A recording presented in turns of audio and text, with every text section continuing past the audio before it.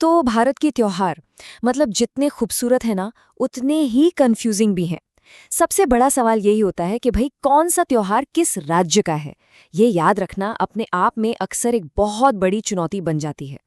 तो सवाल यही उठता है कि इतने सारे अनोखे त्योहार, इतनी सारी अलग अलग संस्कृतियां, इन्हें कोई याद रखे तो रखे कैसे? खास तौर पर स्टूडेंट्स और जिन्हें कल्चर में दिलचस्पी है, उनके लिए तो ये एक पहेली जैसा ही है। लेकिन घबराने की कोई बात नहीं है। इसका जो राज है वो छिपा है कुछ बहुत ही सरल और मजेदार कहानियों में।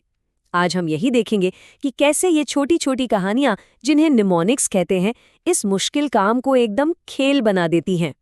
तो चलिए फिर भारत भर में एक छोटी सी लेकिन बहुत ही दिलचस्प यात्रा पर निकलते और देखते हैं कि याद रखने की ये मजेदार तरकीबें असल में काम कैसे करती हैं।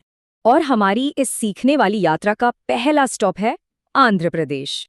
यहाँ के त्योहारों को याद रखने की चाबी है ये एक मजेदार लाइन।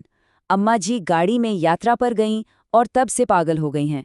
सुनने में थोड़ी अजीब लग सकती है लेकिन यकीन मानिए ये बहुत काम की है।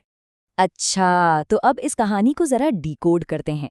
देखिए, कहानी का एक एक शब्द एक त्योहार से जुड़ा हुआ है। जैसे अम्मा से बना दुर्गम्मा, गाड़ी से याद आता है उगादी, यात्रा से बन गया यल्लम्मा यात्रा, और पागल से पोंगल। है ना कमाल? कितना सिंपल हो गया सब कुछ। बहुत बढ़िया। चलिए अब तेजी से अपने अगले राज्य की ओर बढ़ते हैं और हम आ गए हैं असम। असम के लिए हमारी कहानी थोड़ी सी चटपटी और मसालेदार है।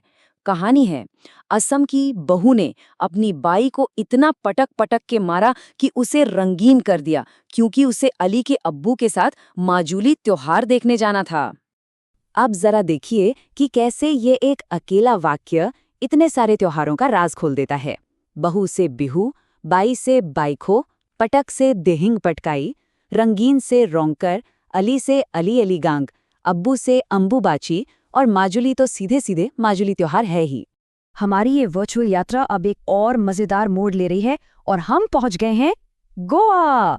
गोवा के त्योहारों को याद रखने की कहानी भी बिल्कुल गोवा जैसी ही दिलचस्प है।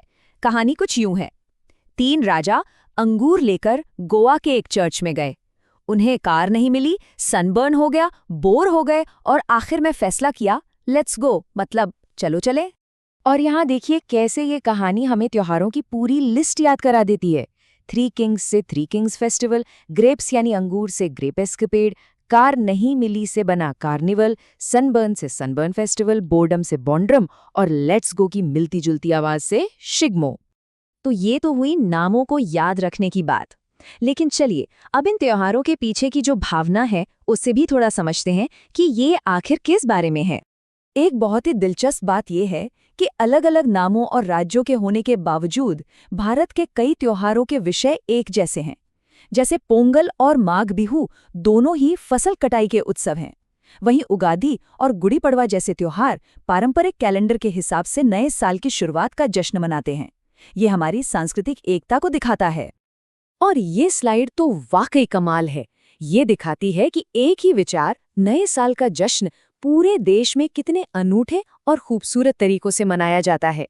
आंध्र में उगादी, महाराष्ट्र में गुड़ी पड़वा, केरल में विशु या तिब्बती समुदायों में लोसर, ये सभी त्योहार एक ही भावना का जश्न मनाते हैं, एक नई शुरुआत का। तो हमने कहानियों से त्योहार याद किए और उनके मतलब को भी समझा। अब इस सफर के अंतिम और सबसे मजेदार हिस्से पर चलते हैं, जहां सीखी हुई बातों को परखने का मौका मिलेगा। तो चलिए अब एक आखिरी पहेली, ये सबके लिए है। स्क्रीन पर जो कहानी है, शैलेश शाम को छत पे बहुला, इससे बिहार के त्योहारों का पता लगाना है। कोशिश करके देखिए कि कितने त्योहार मिल पाते हैं। ये बस एक और छोटा सा उदाहरण है कि कैसे ये मजेदार कहानियां हमें कितनी सारी जानकारी से जोड़ सकती हैं। सोचने वाली बात है कि ऐसी कहानियां और किन किन मुश्किल चीजों को याद रखने में हमारी मदद कर सकती हैं, है ना?